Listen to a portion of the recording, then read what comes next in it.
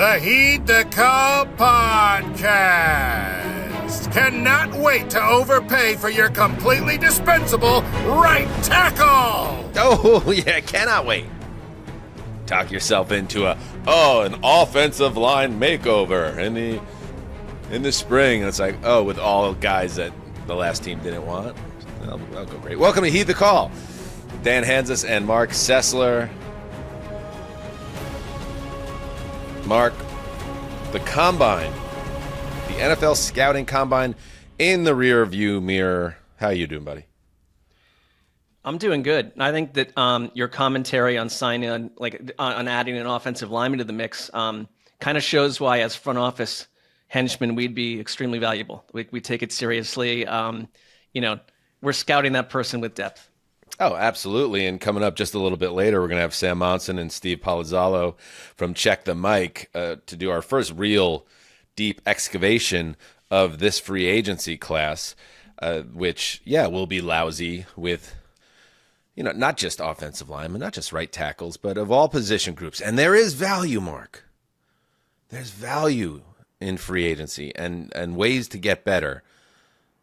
But it's the smart teams that go about this the right way and not the dunder-headed way. And we'll get into all that, both with Sam and Steve, and then later in the week and leading up to next week, which is, it's funny how quickly it comes around, the beginning of the new league year, which we'll be obviously covering in depth. I don't have personally, Marc, a ton of NFL Scouting Combine takes, being completely transparent with the audience. Not my favorite time of year, not my favorite league event. I know there are people that really enjoy it, and shout out to you. And if you really want in-depth coverage of that event, I would suggest checking out Josh and Hayden here at Underdog, who were boots on the ground in Indy and are all over that stuff. But I don't know if you had any thoughts on Combine weekend in Indy.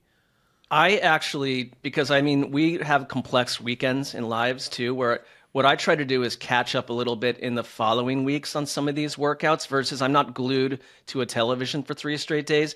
And we bring our show as a hangout. We bring these people onto our show to discuss and unpack the Josh Norris and Haydens of the world. Like, they'll be part of this process, but we just learn a little bit more, but we don't fake it. We don't act like we suddenly are sitting there with a stopwatch attached to like the Steelers organization. We are us. We've been doing this a while. A lot of people have been here from the very beginning, not just this version of the show, but the previous one. We're not going to bullshit you. You know what we like and what we don't like and what we know and what we don't. So, we're going to spend, though, the rest of this this portion of the calendar learning more and more about this draft class. And again, like, what's right in front of us, though, is the legal tampering period, which opens next Monday, which is March 10th at noon. And like I said, we're going to be all over that. And my final thoughts before we get into today's show, hitting some news, and then again, checking in with Sam and Steve, is Justin can't dunk. He can't. And I think it's more than some could, but not the way that we would imagine it. Last week, Justin outrageously claimed that he can dunk. He can't dunk. There's no way he can dunk. We have offered him $50 DoorDash certificate if he can prove to us that he can dunk, but Justin can't dunk. Hey, Justin, the Gravedigger. Hey, I think that was poor negotiating on your part, because I would have made a video of me dunking just for the coolness of like, hey, the producer of Heed the Call can dunk a basketball. That's cool. But you can't. When was the last time I tried to dunk? Maybe a couple of years ago. I can dunk, though. I believe in my mind that I can still dunk the ball. Sure. And actually, Dan, I believe I can fly. Can't. But I can. But now that I've moved back to Texas, I'm around some of the people I grew up with. They're still here, and we've actually put together a rec league basketball team that starts in just under 2 weeks. So I'm going to be regularly in a gym playing ball with ample opportunities to get this video proof evidence that I can. In other words, you are regressing as an adult. You have everything that you had accomplished as an adult is going in reverse now. That's a Sessler take. It's okay to be involved with guy friends playing rec league sports in your 30s. But I will say that, like, you know, you diving into rec league sports in your mid 30s all of a sudden looking to prove something athleticism-wise, I'd say just be careful. Like the only athletic activity I've seen you do in the last 8 months or whatever is ripping from that vape pen, which I don't think helps your ups. I don't know if that affects my jumping. Definitely conditioning, probably not in peak form. An all-pro from that angle, though. Anyway, it's going to be a big event. I'm trying to figure out how to address this. I want everyone in our audience to see the big moment where Justin proves that he can't dunk. But Justin says he can dunk. It's not true. It's not true. Oh, speaking of dunking, pivot. You know what I ask myself when I wake up every day? I can only imagine. Does Luka Doncic play basketball today? There's a reason, and no, it's not because of the Gravedigger. This is a good copy. Underdog is dropping a Luka Doncic pick'em discount for every Lakers game. Not a Mavericks game because he's not on the Mavericks, he's on the Lakers. For the rest of the regular season, this discount can only be claimed exclusively on Underdog's social handles at Underdog Fantasy. So, check in at 11 a.m. Eastern on days when the Lakers play, like today, to unlock your offer. By the way, Luka's promos have hit 3 times in a row heading into tonight's game. If you're not playing on Underdog yet, just scan the QR code on your screen and sign up with the code HTC. New users can receive up to $1,000 in bonus credits when they deposit for our U.S. audience only. Part of the smear campaign from the Dallas organization was that Luka drinks too much beer, smokes too much hookah, and chases tail entirely too often, I believe. Did I add that last part? It's probably part of it. The way that the Mavs try to smear him out the door. These are all things that I also attach to Justin, who can't dunk. Right. Chases too much tail, not true. Luka just had his first baby like less than a year ago, very happily married. I also the pro athlete tells us there's no workaround in that from that angle. I mean, that's fair for NBA players especially. That's fair, but definitely does not apply to me. NFL players too. A lovely fiance. NFL players too. We don't talk about that on Underdog. Haven't the Lakers just pulled off their 6th straight win? Like, I mean, it's like he's too fat and pudgy for us. Like, I mean, cool state you moved to. Let's do some news. How about that? He broke the tackle of Cam Chancellor, by the way. Shook him off like a little winter snow on a sunlit, moonlit evening. What? Boy, that was weird right there, wasn't it? Oh, my all-time ATN moment there. Ron Wolfley, who is stepping down as the Cardinals game day color analyst after 20 years. So on a sunless, moonless night, it just got a little darker with Ron not involved on Football Sundays, Marc Sessler. When you get back into football in August and you are treated to, if that's the word or the phrase, the local preseason teams that cover these games, a lot of them are just like, volume down, get me through this experience. But Wolfley was beloved by Wes too. And this is back in the news when you'd be heavily covering preseason, and Wolfley just stood out as a Jesse the Body Ventura type voice. And he was always someone that I knew about. And I'll say it quickly, but if you go back to Belichick's Browns in the 92-93 season, they signed him after he was a Cardinals player to come in and batter ram people behind Ernest Biner and a few other guys. And Wolfley had the quote of the week every week in the locker room. He famously said, if you need 3 yards, I'll get you 3 yards. And if you need 4 yards, I'll get you 3 yards. He knew who he was, but as a broadcaster, just someone unforgettable. Yes. All right. We move forward. The Cardinals. And one little side note, I think that clip came to us because one of us was diligently monitoring multiple feeds, television feeds, a radio feed, the local radio feed, and that's how that clip came to us. Marc was working as a true professional. Wow. Marc working pre-production on the show. Yes. Wow. Well, there's a first for everything. Okay, I see where you're going with that, but that's Great job, buddy. Time, you made the show better, and we love you for it. Let's get into the news. This went down over the weekend. The 49ers have agreed to send wide receiver Deebo Samuel to the Commanders in exchange for a 5th-round pick. This is like any trade; it can't actually become official until the new league year begins on March 12th. But as part of the trade that will become official next week, Washington is taking on the remainder of Samuel's contract and paying his full $17.55 million salary for the 2025 season.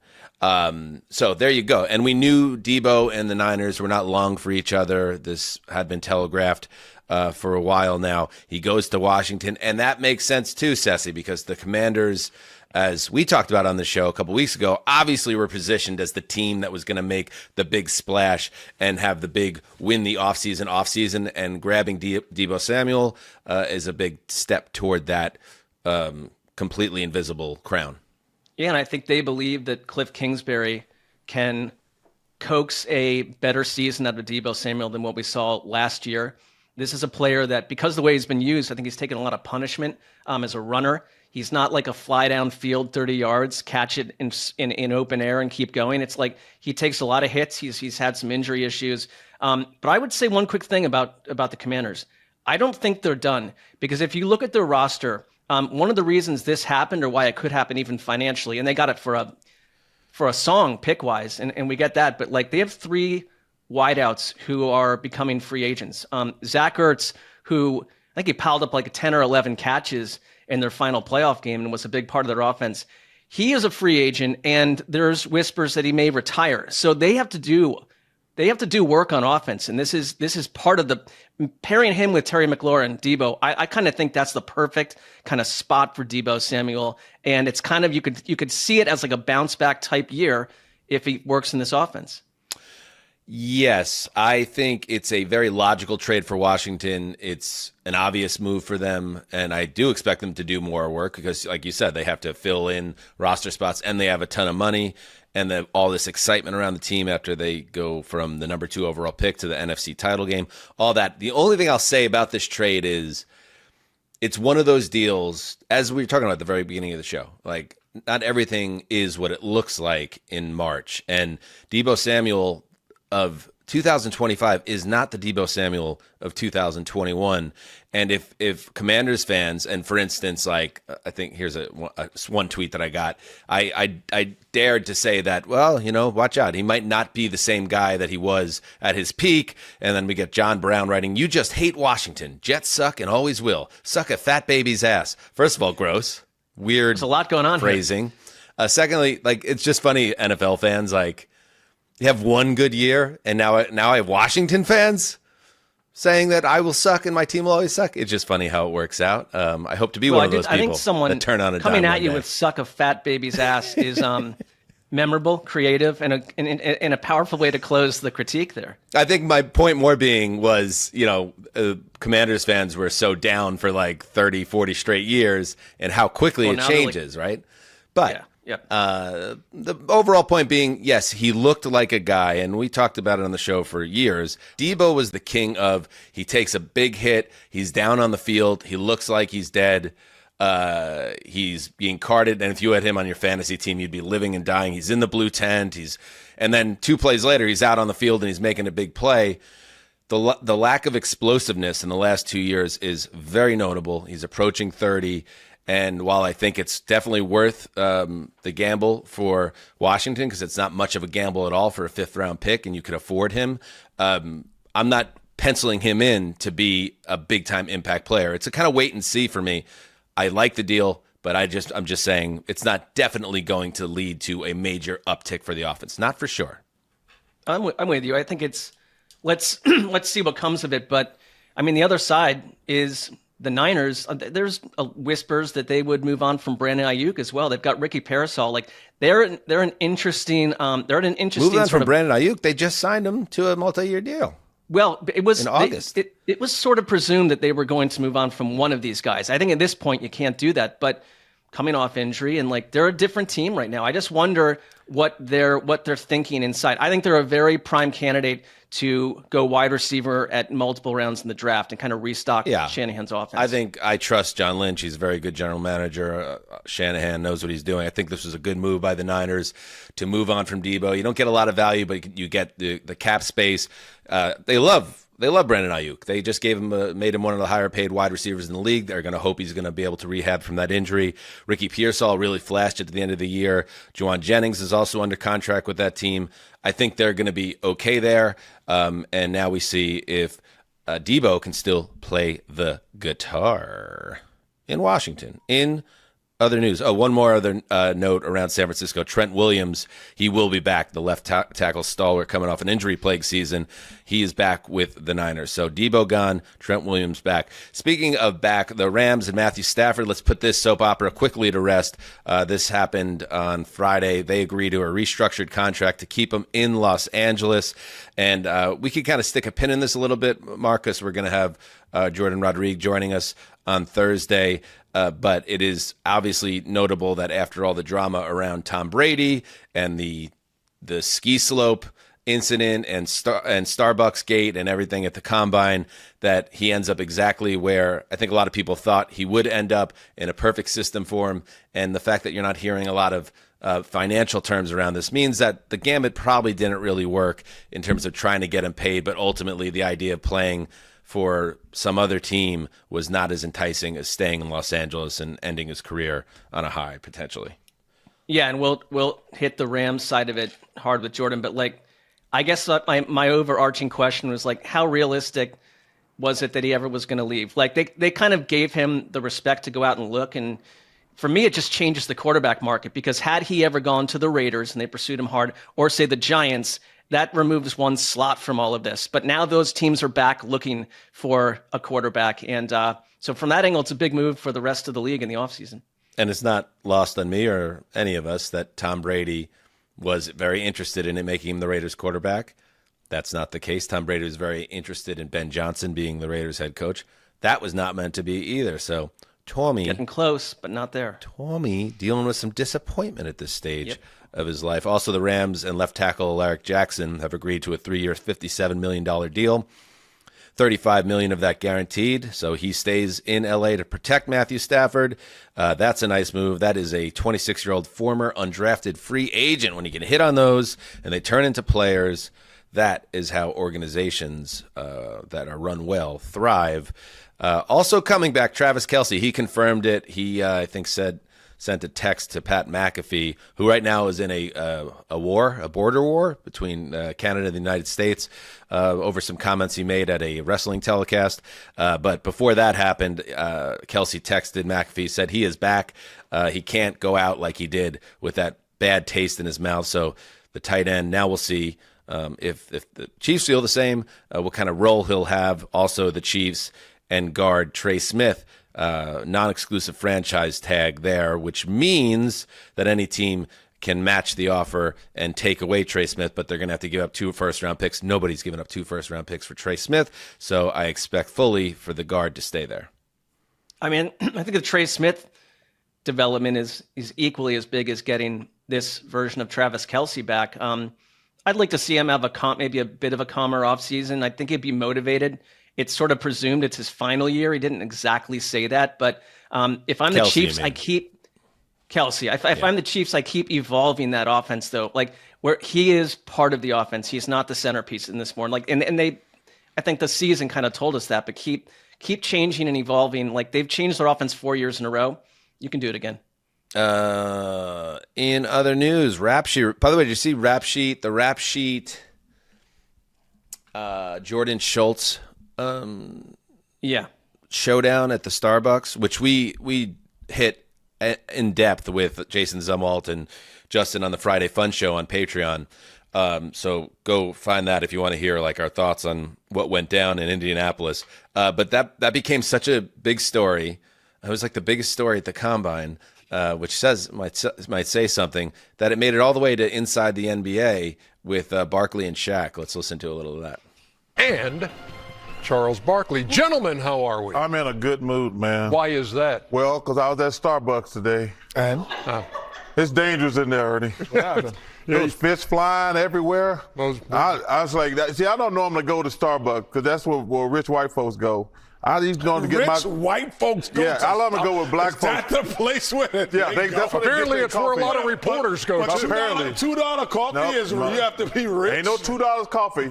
They should be drinking Folgers like the rest of us do. Oh my God. Hey, you know we're in the presence. Hey, Jordan Schultz of Fox verbally accosted Ian Rappaport of NFL Media at an Indianapolis Starbucks on Wednesday afternoon. Jordan. The report Hey, was Shaq. made to NFL security. Jack, you see that kind of word they use? Investigating. Accosted.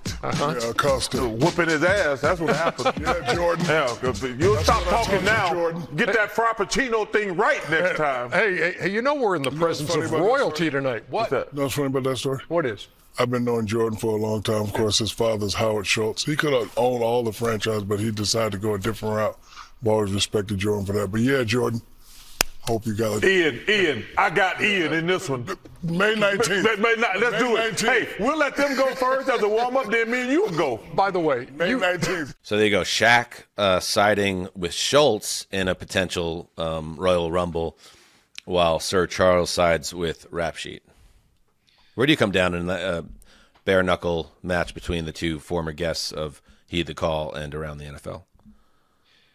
Well, it's putting me into a bit of a spot, but one is a former coworker of ours, and one was on the show like a number of weeks ago. So what I'd say in general is I enjoy any sort of insider tussling and conflict. It's really for our benefit.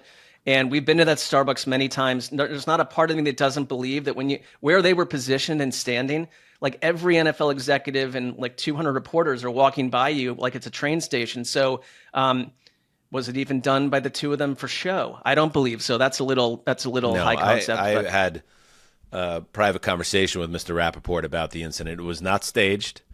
And I will tell you that I think Ian was a wrestler in high school in Westchester County, New York.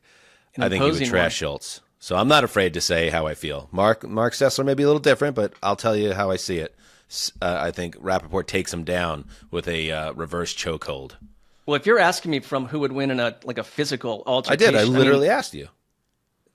I thought it was more philosophically, which of the two do I agree with? I want as a reporter, I'd want to hear more about the words that went down. But Jordan towers over Ian, so he'd have to come in low and take out a knee. Anyway, Rap Sheet. So who wins? I'll go Rap Sheet because I think Rap Sheet probably would get angrier about all of this and have a sort of a holy fury. If you get in his way from an insider angle, you're unleashing a different version of that human. Right. Plus, probably got Palazzolo and the Mr. Fuji role, throwing salt in the guy's eyes or hitting him with a steel folding chair while the referee's knocked out. Sure. Spraying arrogance perfume in his face, all that stuff. Anyway, Rap Sheet reported, according to sources, that the Jets are now taking calls on wide receiver Davante Adams. They're open to trading him prior to the start of the league year. This man has a $38.2 million cap number. He also, of course, as we talked about, apparently has no agency. He just needs to go where Aaron Rodgers goes. And since Aaron Rodgers is not staying with the Jets, that means that Davante Adams cannot and will not stay with the Jets. There will be no trade. There's no market for the Jets. They have no leverage here. He makes way too much money under this current salary. He will be released. There's no guaranteed money on the deal. So he's going to enter the free agent pool, and then he will have no choice but to wait for Aaron Rodgers to pick a team and then join that team. Well, or he can be his own man once more. But that would be right. Cool. That pairing, this double individual deal feels a year old and too stale to me. My favorite two words in this tweet that came from our friend Rap Sheet, who would win the wrestling match, is taking calls. Who is calling about Davante Adams at nearly $40 million? You can cut him post June 1 and save $36 million in cap. And it's not a lot of dead money attached to it, according to Over the Cap. So it's that's your move, taking calls. Who is going to do this deal right now? Nobody. The Bengals, who, are facing some, we talk about how Rodgers wielded way too big of an axe for the New York Jets during his 2-year tenure there. Now Joe Burrow is trying on that he's got the handle, he's got the big wooden handle and the cleaver in his hand, and he's saying, I am going to dictate how the Bengals are built, and that means he wants his wide receivers back, he wants his star defensive end back, and that's going to lead to the Bengals, if they do capitulate to their star franchise passer, they got to make some moves, like releasing guard Alex Kappa, which saves $8 million in cap space. And speaking of saving cap space, the Eagles are releasing 6-time Pro Bowl cornerback Darius Slay, who will be designated as a post-June 1st release. The Eagles will save $4.3 million against the cap. Jordan Schultz, who would lose in a fight with Ian Rappaport, reports that a return to the team remains a possibility. Philadelphia took a similar approach with Fletcher Cox in 2022 from a cap standpoint. Slay should have a market, but he'll be selective at this stage of his career. He told Amon-Ra St. Brown, the Lions wideout, on Brown's podcast, because everyone has a multiple podcasts now, that he would be very open to going back to Detroit if it doesn't work out. Look, I think the Eagles could still bring him back. This is just sort of like a lever pull thing. They could bring him back, but he wants to play. Somebody sent us this tweet, and it just speaks again to I can't with the cult of Dom. But let's check out this tweet that was sent from Zach Berman, who covers the Eagles. The Eagles were ready to move on from Slay in 2023. He was ready to sign with the Ravens. Baltimore offered way more money, and I'm like, I just came off the Super Bowl run. Go chase the bag. Then Dom DeSandro called. Slay, we need you, he said. Dom, he's one of those dudes. He calls me, and he's like, I need you, because he'd do it for my family. He made it right. Slay stayed for 2 more seasons and won the Super Bowl. So are we to believe, Mark, for this latest propaganda around Dom, who's like the security guy for the Eagles or whatever, that Darius Slay was about to make like probably multiple $1 million more, but then Dom says, hey, bro, we need you. And he said, okay. And he just came back. Am I to really believe this, or is there's just myth building unending around this guy? Well, I think there's a lot of myth building here. This is one angle of the story. I mean, if this is all it takes to get players to take a massive haircut to stay, like, then I'm going to go hire. If Dom has a brother or a sister, I'm hiring them immediately to help my franchise, because this is not how I normally how I think it works. So I'll spin through a few more things real quick. Fowler reports via sources that the Cowboys plan to utilize the franchise tag on defensive tackle. Jump in here, Justin. Go ahead, just to check your diction. I know how to say this, but I just want to make sure you do too. Oh, yeah. No worries at all. Osa Odighizuwa. Thank you. If a long-term deal is not reached by Tuesday, no final decision, but that is the current expectation. The tag is projected at $25 million. Rap Sheet also reports that Devon Godshaw, the defensive tackle for the Patriots, has been granted permission to seek a trade. They're changing their defensive scheme, and he doesn't quite fit there. Rap Sheet also has that the Packers have had trade conversations centered around eccentric star cornerback Jair Alexander, and they are open to moving him for the right price. Alexander, he's 28 years old, 2-time Pro Bowler. He would be probably one of the best cornerbacks on the market. We'll get into the secondary market and free agency with Sam and Steve in just a couple of minutes.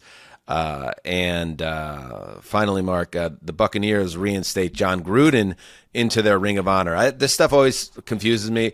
And we love Jay, John's brother. I don't know John personally, and none of us do. But I know what got John Gruden kicked out of the Ring of Honor and kicked out of the NFL as a head coach of the Raiders. I don't recall him being exonerated, so something changed with the Bucs. I just don't know what it is. So he's back in the Ring of Honor. That story threw me too, because I think one of the reasons, obviously, that John Gruden was piqued was that you've got this massive investigation about the Commanders, and he's pulled out of that and essentially sent to absentia, which he probably felt unfair. But I'm with you, like the passage of time. If you felt that strongly inside of the Bucs organization, well, what about it has changed other than the passage of time? And we kind of believe that forgiveness, I guess. I guess he was just in timeout. He was put in the old right. Have you ever heard? I learned this terminology because I have a lot of people in my world that are school teachers, and and there's a thing called a rubber room where teachers who within the union, if you get bounced out of a classroom for whatever reason, but they can't fire you because of the union, they send you to this rubber room where it's just somewhere where you go somewhere in the district and just chill out for 8 hours and then you go home. Maybe that's where John Gruden was in the Buccaneers version of the rubber room. I don't get why they're calling it. Was there any explanation why it's being called the rubber room versus a different name? I don't know, bro. A rubber room is a nickname for a reassignment center for New York City teachers who are accused of misconduct. Now, I want to let you know that I don't have anybody in my direct orbit that's been in a rubber room. I just know that a rubber room exists. It's part of their lexicon. Yes. All right. Oh, one more thing. Hey, you know what? A little mini seg, Sassy. Sure. I got something to share. Hit it, Justin. The old Zusser Media Minute. This guy gets it. All right. I want to talk about here on the Media Minute on this Tuesday morning. I want to talk about Hard Knocks. And, I love Hard Knocks. You know that, Sassy. I have bottomless respect for the show. I created a Hard Knocks beat at NFL Media, covering each episode. I traveled to press conferences about Hard Knocks. I interviewed the showrunners. I hosted a podcast in later years about Hard Knocks. And it's that love, Ceci, of the show that always made me so uneasy about I'll call it the aggressive expansion of the brand in recent years, which I've been on the record about. First, there was the in-season Hard Knocks, and then last year's disastrous off-season Hard Knocks with the New York Giants. And that, of course, why was it a disaster? Well, it might have made a lot of news and got buzz for HBO and NFL Films, but it came at the cost of the show's reputation amongst the 32 teams, because there's been, for years, as long as Hard Knocks has been around, NFL teams always looked at that show with suspicion, some teams more than others. But the fallout of what happened with Joe Shane, the general manager of the Giants, and the Saquon Barkley decision that they made was a stain on the organization. A Tiffany franchise, a team that had for years avoided Hard Knocks for this very reason. And it proved every skeptic inside the league right that Hard Knocks is not good for the brand, right? It's like, so, all these shows, all these CSI type spinoffs, Ceci. It's like, I just watched The Substance, that Demi Moore movie, where you keep replicating, and then all of a sudden you have a monster on your hands, right? But that's what's happened. We kind of got too far away from what was so beautiful about the original conceit of Hard Knocks. Here's this great way to kick off the late summer into the season with this look at the preseason, and it became so much more. And now it doesn't surprise me to learn the reporting out there that the NFL Films could not find a team willing to do their offseason Hard Knocks this year after what happened with the Giants. So they pivoted and they went with Bill Belichick and his first year at UNC in North Carolina, his jump to college ball, which could be good. I'm not necessarily interested in it. But I think what it really tells me is that I think they might have killed the golden goose with Hard Knocks. I would not be surprised if Hard Knocks is gone entirely in the next year or two. And it's all because of this, again, this CSI expansion of what I thought was a beautiful, beautiful brand. And I hope maybe it does have to go away and has to be rebooted. But in the here and now... This is longer than a minute. In the here and now... in the here and now, Hard Knocks seems to be on the ropes. And it just makes me sad because it was so obvious to me that it was something they should have been smarter about in the first place. Dan, you're on the right side of history with this one. It's a clogged marketplace, and they've moved to unessential content out of desperation. You've disenfranchised every NFL team. They see only the damage that can come from this, and this minute has been not only educational, but I think you've steered us back in the right place. Well, that was very. Thank you for the total agreement there. No pushback from Ceci, but I think that's because you know that I was always the number one Hard Knocks fan within our group. So that's why it's disappointing. That's all. Others would claim that. I wouldn't have claimed that. I was a critique of the show often, but now it's now it's gone beyond the pale. Let's be real about that. So there you go. I think that's the end of the Media Minute. It's going to go away. That's my prediction. Just watch. Yeah. We'll get the announcement in July. There will be no Hard Knocks this year because nobody's going to agree to do it. And this whole thing of forcing teams to do it. You think the actual show is going to go away? The core? Yes. I think they poison the well. That's my prediction. I love that take. That's I hope it's not right because I love the show, and I don't say this to be antagonistic or cynical about the way the league expands itself because it's been brilliant in so many other ways in terms of the brand. But that show was so perfect as the beginning of. It was for so many fans, both diehards and casuals. The Hard Knocks is like, okay, now I'm plugging in. Okay, training camp's on. They got this HBO show where they're dropping F-bombs and stuff. And you've even seen this edges get sanded off the August show over the past few years as teams became more defensive about it. So this has been kind of an ongoing thing, and I think the expansion into different episodes that was the thing where it's like, okay, now we're really losing the plot. And now here we are with Bill Belichick and UNC. Who cares? I don't care. Well, it just all became so unspecial. And it became soft, and that's when you exit out stage door left. All right. Marc, ad read, your turn. This episode of Heed the Call with Dan Hanzus and Marc Sessler is brought to you by BetterHelp.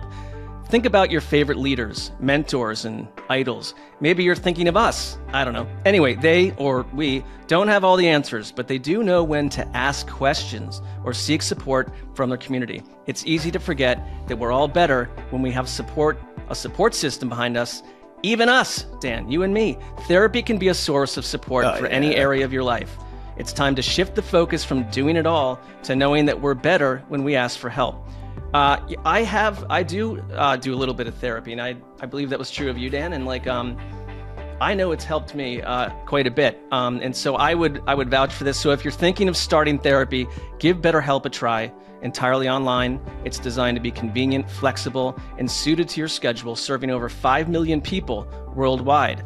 Access a diverse network of more than 30,000 credentialed therapists with a wide range of specialties, and you can easily switch therapists at any time with no extra cost. Build your support system with BetterHelp. Visit BetterHelp.com/HTC today to get 10% off your first month. That's BetterHelp, HELP.com/HTC. All right, stay right there. We'll be back with Sam Monson and Steve Palazzolo of Check the Mic.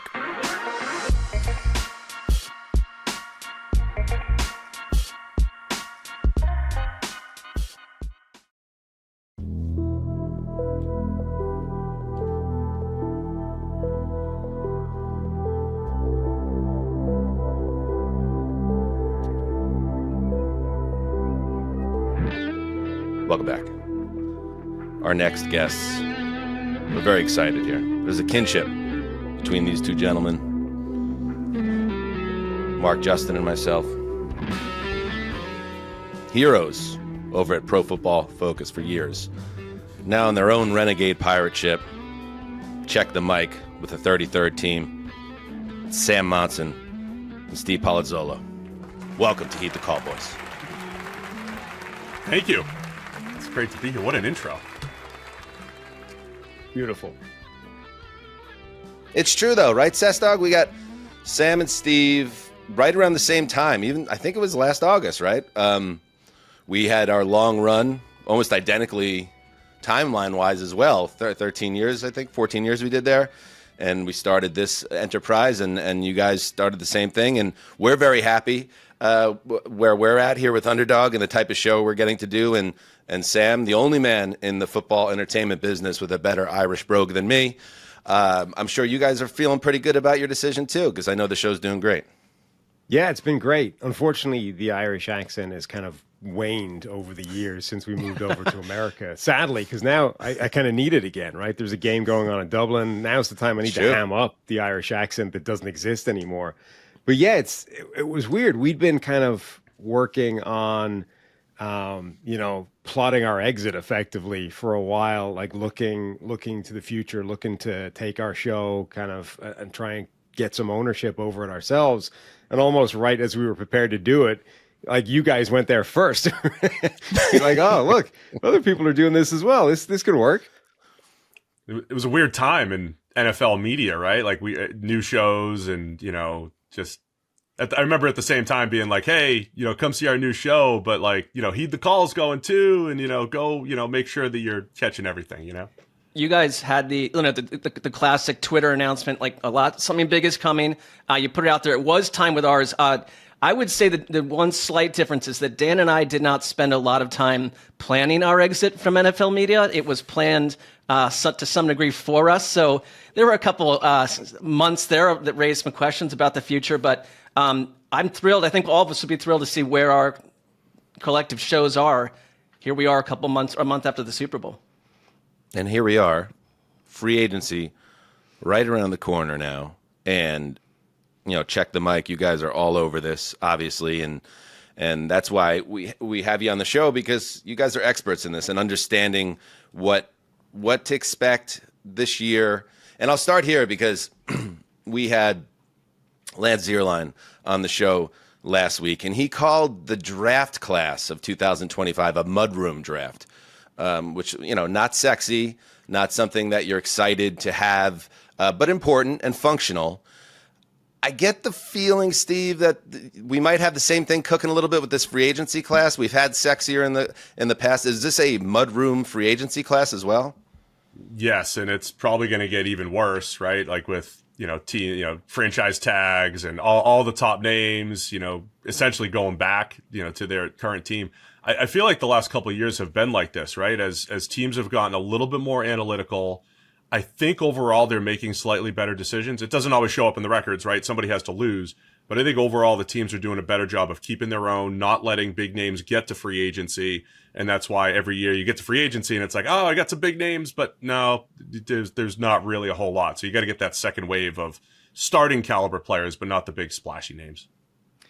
I just feel like, to your point, that there's been a shift in what free agency represents for the more modern front office, because, we can all remember the splashy, the Eagles dream team, or the year that the Dolphins went absolutely nuts. And it didn't pan out or work. And they started to lead sort of in-season disaster stories. Like, the players don't seem to be getting to market. And you got a team like the Patriots that has a ton of cap room. Like, they're kind of out of luck if they're looking for like 4 or 5 players that are going to like change the organization through free agency. It seems like a different environment to me. Well, here's the other part of it, guys. Like, the salary cap has never been higher, right? All these teams are flush with cash. What do the Patriots have, like 125 million or something like that? So I think what we might end up seeing here, Sam, is on a scale that we've never seen before, because you're having this, like, these two things happen. The cap's never been higher, and then in this case you have a free agency class that's a little bit meh, that we're going to see guys that have no business getting the contracts that they're going to get, and I can't wait for it. I can't wait for the carnage. One thing I've been thinking about, and I want to, and we're going to have Jordan and Mike, our regulars on the show on Thursday. I want to start putting together a free agency Bible. Like, what's the gospel of how to not fuck this part of the season up, right? And how to be smart in your spending, make your team better without crippling your finances and making mistakes that lead you to not go after somebody you want a year from now, that kind of stuff. So it's going to be an interesting, I think, next few weeks from that perspective when you look at those two sides of it, Sam. Yeah, I mean, I think Marc is right. We've seen a shift in just what free agency is. I keep coming back to, remember when Albert Haynesworth was a free agent, right? Albert Haynesworth at the time was arguably the best defensive tackle in the NFL, hits the open market, and it's like, who can throw the most money at Albert Haynesworth, who then obviously disappointed to like a record-breaking degree by just downing tools, right? I've done it now. I got paid. I'm done. that doesn't really happen anymore. Like, those guys do not hit the marketplace. And if they ever leave the team that they're on, they tend to get traded away. Like, teams are good at getting something out of those guys. So this whole world now, like, free agency used to kind of be the Wild West. Nobody really knew what they were doing. It was all guesswork. Teams would spend, they'd go into cap hell, and then they'd reboot and go all over again. Now, almost everybody has a pretty good idea of what they're doing. The best players don't hit free agency. If you want those guys, you're going to have to give up significant trade capital.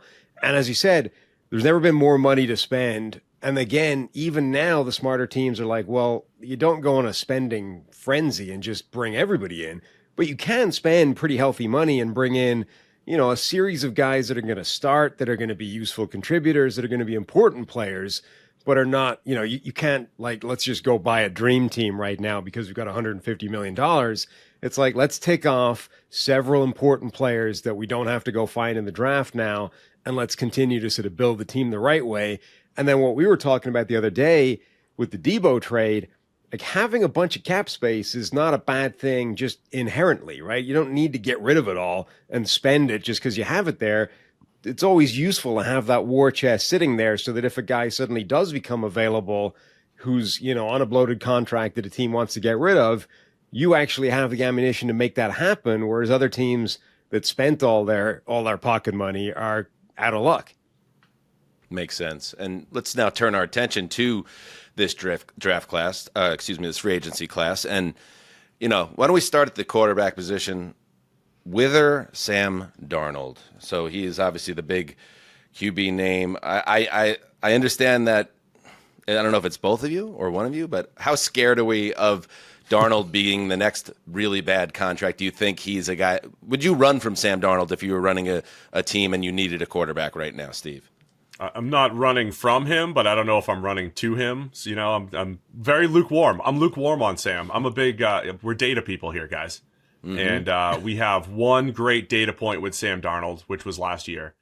But it coincides with this other data point, and that's Kevin O'Connell, right? And the Justin Jefferson, Jordan Addison, TJ Hawkinson trio. I mean, we now have Kevin O'Connell getting the very best out of Kirk Cousins, right? A 500 career quarterback who he was winning, 60, 70% of his games with.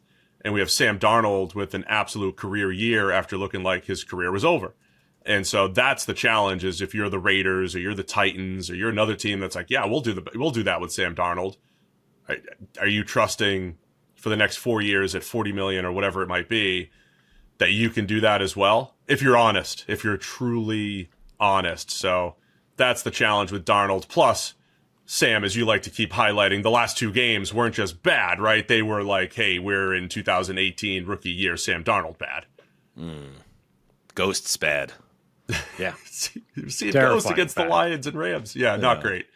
So lukewarm takes on Sam Darnold over here for me. Yeah. I'm trying to think of another offseason where if you're one of these 5 or 6 teams that needs to go find a quarterback, that you're almost going to be forced into something that heading into the year, you are pretty certain it's going to have milquetoast results. Like, you've got the 2 draftable guys, and I we'll see what happens with them. But the free agent crop is after Darnold, and he's sort of like the chip to fall. And that's why you're hearing like trade gossip about Matt Stafford that's now gone away. But it's like, how do you find these guys? Because I don't think you can sell to a fan base, hey, we're going to roll Jameis Winston out there for 17 games.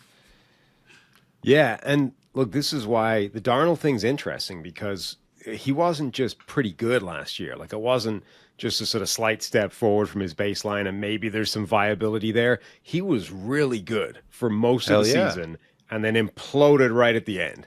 And it's like, you look at that and you say, well, there's a season in there. If he doesn't completely melt down right at the death, you're looking at that and saying, perfect, he's the guy going forward. And you can give him a decent contract and you can be happy that he's going to be your starting quarterback. And we've answered the question.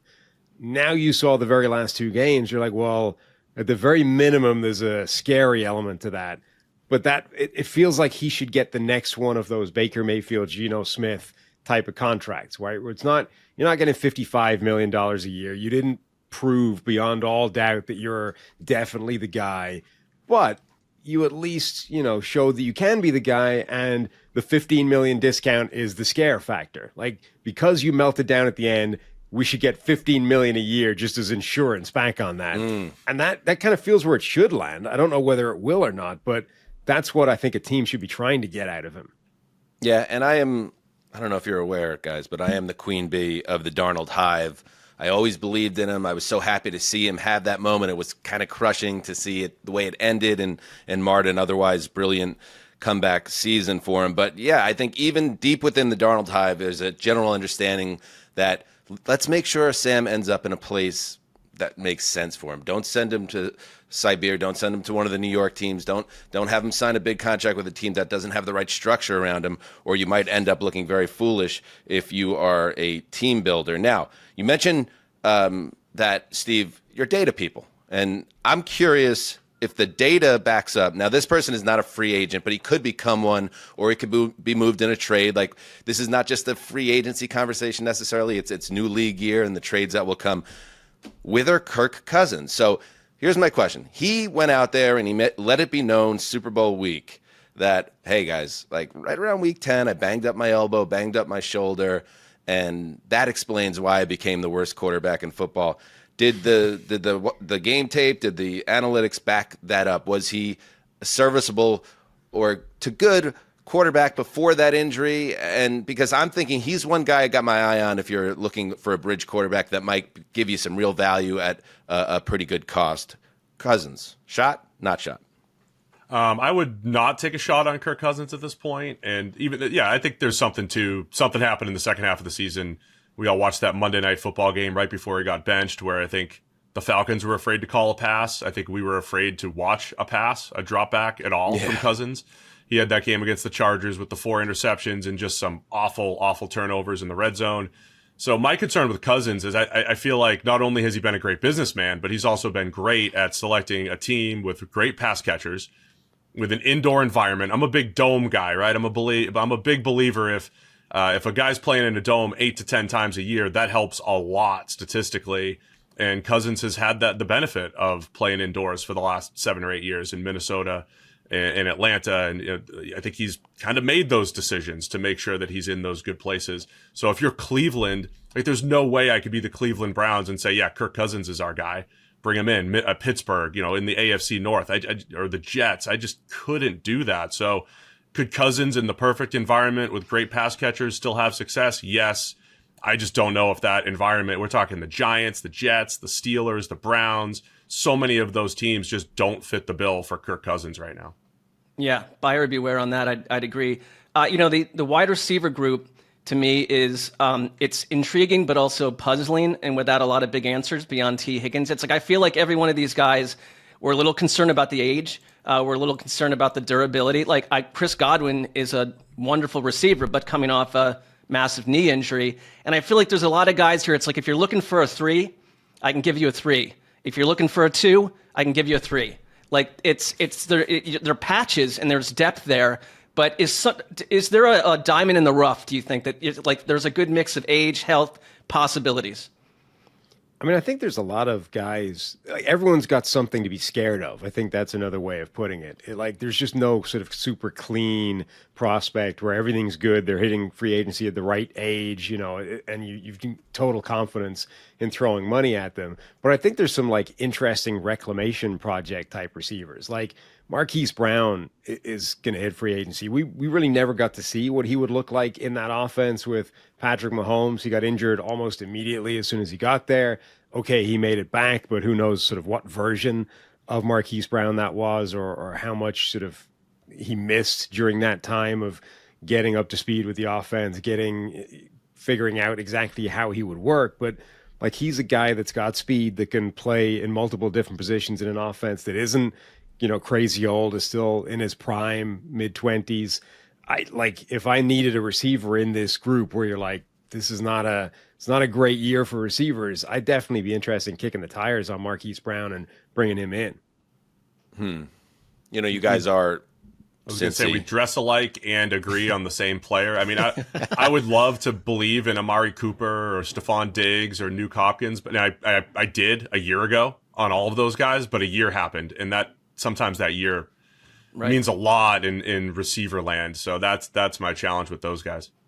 Along those lines, so T. Higgins is pretty clearly seen as the guy, the top guy amongst these wide receivers. You are Cincinnati based. You're close. You got your boots on the ground around that facility. I'm kind of curious first of all, one, where you come down on T. Higgins if you were to actually, get to the open market and be someone, is he worth paying and emptying the bank account for to be your dude? And two, what's the general Burrow vibe going on right now on your part of Ohio? How much pressure do you think he's putting on the Bengals right now, and do you think that's a good thing?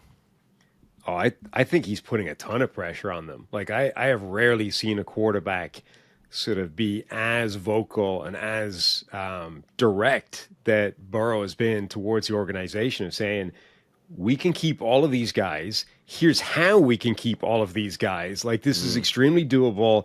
Get it done effectively. I can't remember too many instances where a quarterback has been that clear and that direct about every one of these personnel moves that he expects and wants the organization to make. And because really, it seems like the main stumbling block with the Bengals is it's basically the way they do business, right? It's the guaranteed money that they would have to lock up, the future guaranteed money that they would have to lock up. And these are things they don't like to do traditionally as an organization. And basically, since Burrow has gotten here, he has consistently gotten this franchise to break precedents, to do things that they haven't done in the past. There's a practice bubble that didn't exist before Joe Burrow was here. They used to have to practice rain, wind, or shine under an overpass with a train going by overhead. Like, Burrow changed that. Absurd. This is why our late departed great friend Chris Wessling quit and divorced the Cincinnati Bengals. Exactly things like that, playing under a train overpass like a vagrant. And this is the stuff that Burrow has already gotten changed. So I think he's put a ton of pressure onto them, and I think they should do what he wants. I think it's the right decisions. Yeah, it's like why I just don't believe that T. Higgins will ever see market. I don't at this point. It would be sort of a stunning development. But does he deserve to be? Do you think Higgins, what is the going rate? Like a $30 million price tag? Like, what is it going to cost Higgins? And is that on the subject of like being smart about your team building when you're going to eventually lock in Jamar Chase? Does it make sense to have two guys at the highest paid level of the position when you got a franchise, top 5 quarterback already? I just don't know if it's smart business. That's the thing I keep on coming back to with the Bengals team that needs help. I'd say one quick thing. We know that it works.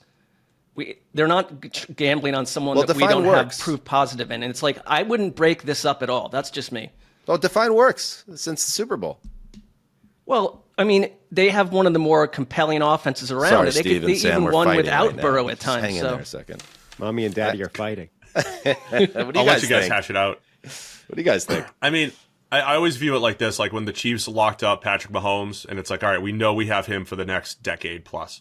What do you want to do with the next 3 contracts, right? So you can afford, at the time it was like 3 $20 million players. Now we're $30 million players.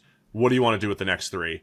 And most teams would say wide receiver 1, a tackle, and an edge rusher, right? And so the Bengals have this opportunity to make it receiver 1 in Chase, receiver 1A in Higgins, and maybe a Trey Hendrickson as an edge. Like, they have the people in-house to say those next 3 contracts are good, and we feel good about them. Hendrickson's in his prime, and Chase is in his prime, and Higgins has some injury concerns. That is a concern, but we could lock that up and then say, okay, now from here on out, we have to draft well. And that's where the Bengals have been missing out. So I'm with Marc. Like, I think it's worked, as in this team can score 30 points every single year if they're all healthy, and now you have to hit on some draft picks, and you just need an average, mediocre defense. So if they find a way to keep that trio intact, we have one of the best offenses that can compete with those teams in the AFC, the Chiefs, the Bills, the Ravens, whoever it is, year in, year out. Now you have to do better in the draft. Justin, can we cut out I agree with Marc in post? Thank you very much. Moving right. Goes a long way with me. Hey, on the defensive side of it, let's talk a little free agency and defense. Do you guys... Now, this is like a once in a decade type situation, but is there another Zach Bond out there? And in general, what do you think about, Zach Bond being a guy completely unheralded that becomes a defensive player of the year candidate? Probably not. But in general, like when you look at the defensive side of the ball, what are the areas that are most plentiful for teams in need?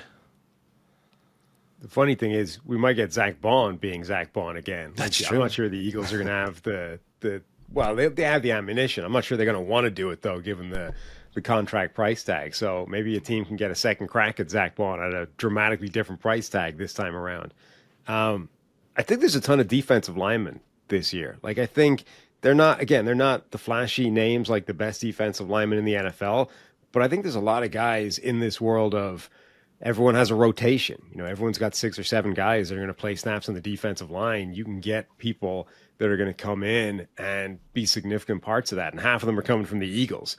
Even if Dallas, franchise tags Odighizuwa, you've got Milton Williams, you've got Josh Sweat, you've got the cast off that is Bryce Huff, who was a healthy scratch, but this time a year ago was like the game's most efficient situational pass rusher. Like, these are all guys that I think are going to end up being available and not necessarily bank-breaking contracts. Second wave players, Levi Onwuzurike, that type of guy. I mean, it's challenging, guys. Like you mentioned this earlier, Marc, about like some of the price tags on these. Like, some of these guys have to get paid. Milton Williams goes from like, hey, this dude's underrated and really nice part of this Eagles rotation, and it's like, boom, $22 million, right? That's going to happen soon, and so I struggle with that. It's not my money. It's just you're playing the cap game, right? You're trying to fit all these guys in. I struggle with that. So I think that second wave, the Onwuzurikes could be, the Zach Bond for this year, not defensive player of the year, but at the end of the year, you're like, hey, this guy had 8 sacks and they just paid $8 million for him when other guys were going for 22. I think those are the types of deals that you keep an eye on in free agency. Maybe another position group that feels strong to me is I think there are a lot of it's like guys that can help, and there's secondary guys like Carlton Davis, Charvarius Ward, Javon Holland. I mean, these guys are either veterans, depending on what kind of team you are, they can come in and change your locker room as well. And that's the kind of addition that I want. I think. Would you agree that position group's looking pretty solid at this point? And I think the Lions have done this really well in the last few years. Like free agent secondary in particular, I think is a really good group where you can get a guy to just stop you having to draft a first round corner or safety or whatever. Like, just plug a hole. Somebody that you think this guy can start. We might not want him starting for the next 3 years, but he can start right now and allow us to just go best player available in the draft. And I think you're right. Like, there's a ton of those guys for basically any scheme you want at any position in the secondary, and safety in particular. There's so many safeties in this free agent group. I think the market is going to be awful for those guys. Like, I feel bad for safety. It's already a depressed marketplace. Now half the really good ones in the league are hitting free agency at the same time. It doesn't feel like they're going to get paid big money. So if you need a safety, I think it's a great year to go nuts, grab a couple of guys in free agency for bargain prices. Where are you in trouble if you're looking for a position group in this free agency class? I mean, receiver one, as we just talked about with Higgins, receiver generally. But the NFL has done a great job of putting 2s and 3s into the league the last couple of years. College has supplied a lot of receivers, so I don't think there's a ton of teams and huge demand there. I would say really high-end tackles, right? There's Ronnie Stanley, and he might not make it to the market, and then it's like, all right, well, Cam Robinson, you're worth 20, and it's like, all right, that might not be the best price tag there. So I think looking for stars, man. If you need stars on your team, you're certainly not going to just be like, open the checkbook next Monday and things are good. Yeah. Obviously Saquon Barkley. And the reason the Eagles, obviously are champions now is, in addition to having a solid base, then they supplemented it with a really great draft and some all-time moves in free agency. We mentioned Saquon Barkley. Obviously, there's not a Saquon Barkley out there, but as we've talked about on our show, how underlining, being strong up front and having a running game to really balance out your offense. Like, who is Najee Harris is a guy that comes to mind. It's like, if Najee Harris was on a better team and a better setup, potentially, could he be better than what he's been so far, which is fine, not good, not bad. Is there any guy that is Najee Harris a guy that would interest you in the right setup, a la Sam Darnold as a quarterback? In general, is there any free agents that you guys are kind of like you want to grab if you were running a team and they might not be at the top of the radar of some teams?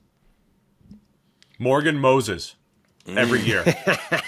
I'm just going to bring our own show's jokes to this today, right? Because Morgan Moses has been a great, dependable right tackle. And I thought it was a great move by the Jets. It led them to the number 7 overall pick this year, as you can see.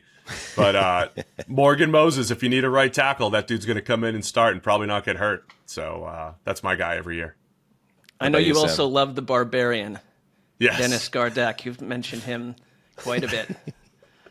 Steve, who I could see in a Barbarian outfit, 3,000 years ago and would fit right in. Can we pull one out? Like, Ron Wolfley is retiring, and he was like the one reason why I listened to Arizona Cardinals preseason games, because he sounds like Jesse the Body, and I just wanted to hear him talk about the Barbarian and everything. It was great. So, Cardinals. The worst part of that is I forget about it every year, and it's like a nice surprise come free agent time. It's like the sound comes on. It's like, oh, I forgot Jesse the Body announcer is on. It's like the best part of preseason.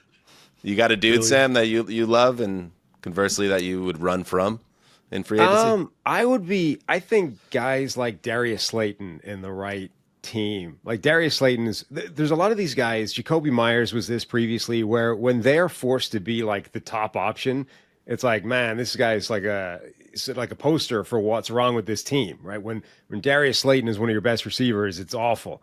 But if you actually find a good receiving core and you're like missing a number 3 that can go vertical and make some big plays, like Darius Slayton, I think could be a really nice addition to a couple of different offenses in the NFL. And suddenly you're talking about, wow, how did they let, this team end up with Darius Slayton? Look at this guy. I think there's a few guys like that around.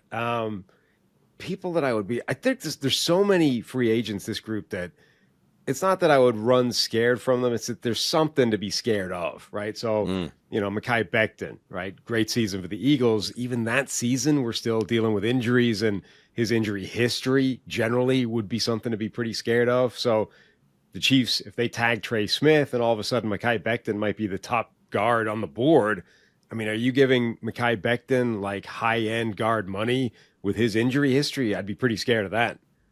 Mm-hmm. Well, we got some developing news. Rap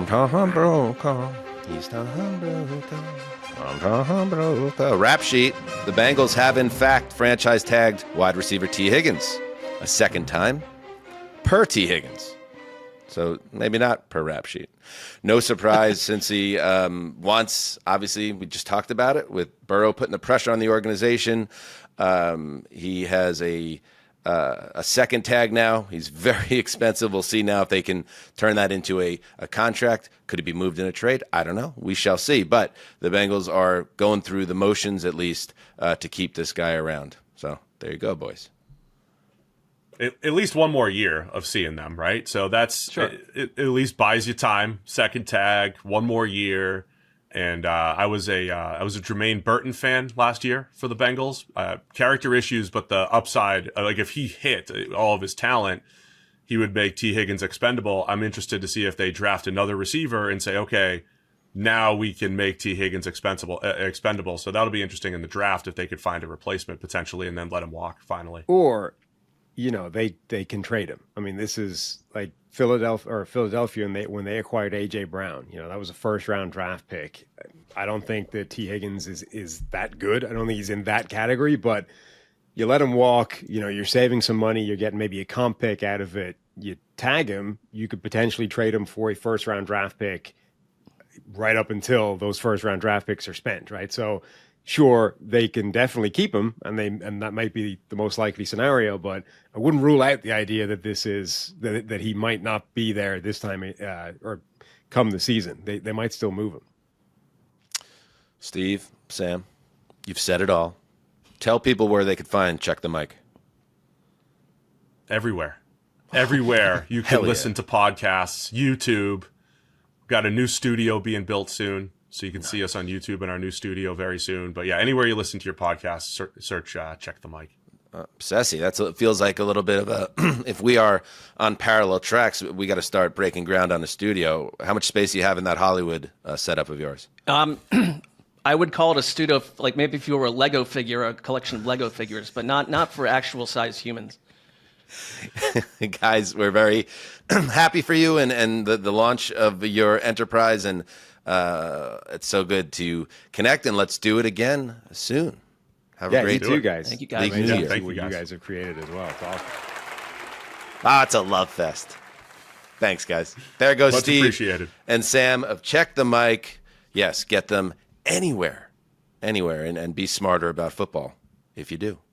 All right, moving on. Hey, by the way, did you know that Underdog isn't just higher, lower pick'em entries? They also have streaks you can enter for $1, get a nice streak going, and win as much as 1,000 times your entry. Or if you have a nice streak and you don't want to risk it anymore, you can cash out that streak anytime. Check out Streaks by scanning the QR code on your screen to download the Underdog app or sign up with the code HTC and receive up to $1,000 in bonus credits for our U.S. audience only. All right, Mark, that was great. Sam and Steve, just the beginning of our content and breakdown of the free agency class, which unveils, obviously, when the new league year kicks off next week. But we got one last thing we want to share with the audience, and we're very excited about our Patreon, patreon.com/heedthecall, which has all sorts of bonus content if you love our show and want more of it. We have our Friday Fun Show,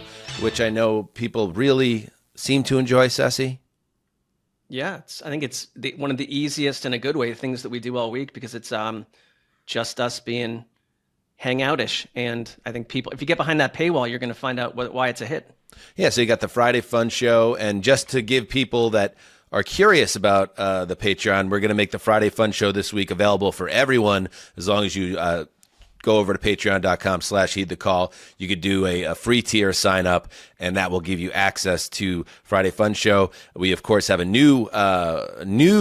brand new I Dream in Red newsletter, which is something you cannot miss. I'm sure there's all sorts of interesting content in there. Also, a new throwback podcast with Bob Castrone and myself, breaking down I believe it was the winter of 1996, top 10 on the modern rock charts. That's a fun conversation. And big announcement, Justin. Brand new show on the Patreon. It's called It Came From the Subreddit, hosted by yours truly, where the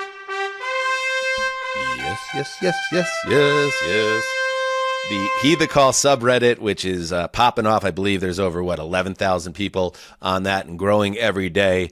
A lot of dialogue, Ceci, on that place.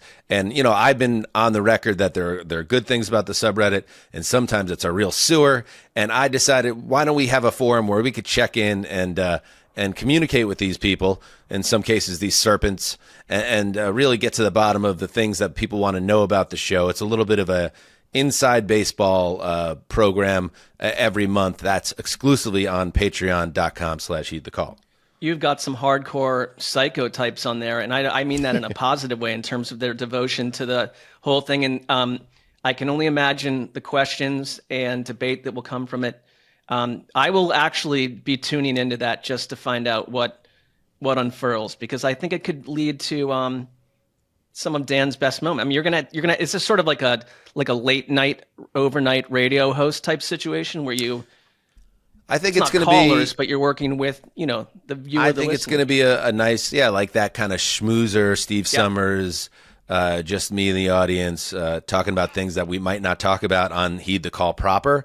And if I need backup, like in a cop movie from Lethal Weapon 2 type situation, I need backup. Maybe Ceci, you jump on an episode and we tackle certain issues together.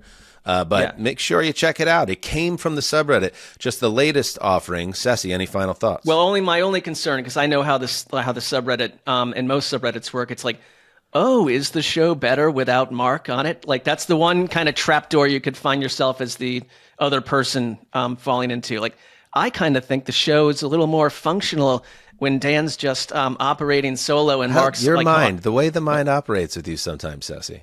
I think you get where I'm coming. Whenever someone's like on vacation for a week, it's like, is the show better without fill in the blank? Because they're like in the Hamptons or something, Who's in the Hamptons? Well, not us, but I just picked a vacation place. Justin, what's up? Did Marc fall? Did he hit his head during the break? No. I'm saying that we know how this corner of the universe works. We've all We've all been in the crosshairs. So, Right. Okay, good. So yes, check it out. Patreon. Heed the call. And yes, all the calls. I'm sure one of the questions are about merch, Marc. Merch is coming. Yep. Merch is coming. Thank Working you on it again right now. to Steve and Sam. We'll be back on Thursday with a brand new episode. Until then, do what you must. Heed the call.